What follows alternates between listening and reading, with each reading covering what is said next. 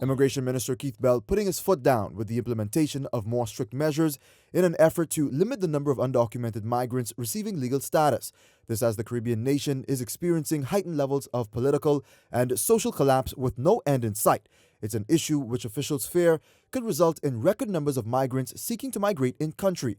Bell maintains that work permit holders across the country will also have to suffer the consequences. Existing and new permit to reside applications for Haitian citizens will only be considered on a case-by-case basis, and approvals will only be granted in the most exceptional circumstances.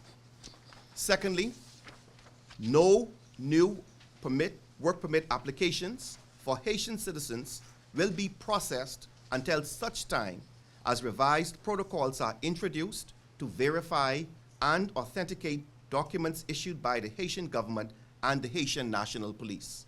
While immigration officials remain stern about this new approach, here's what the immigration minister says could cause government to exercise mercy.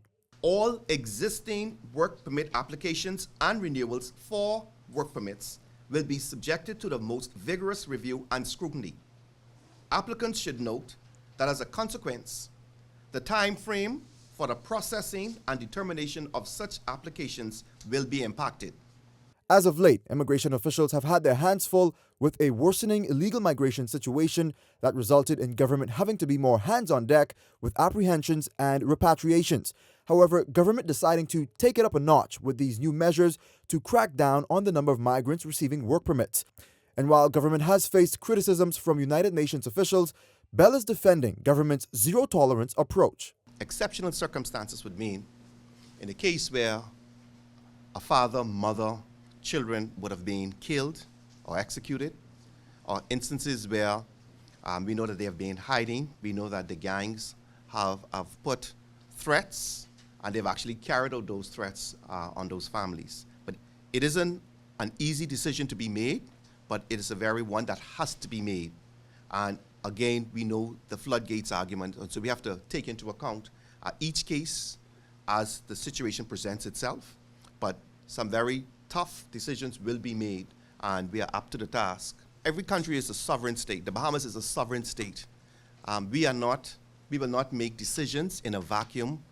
Yes, we will use what we experience, but when we make a decision, it is scientifically based. It is information that we have in our possession, and we would have to be completely, absolutely satisfied that when we make a decision as a department, as a ministry, as a minister, and certainly as a cabinet, that we are making it in the best interest of the Bahamians. And this is the time we know we ought to make the decision.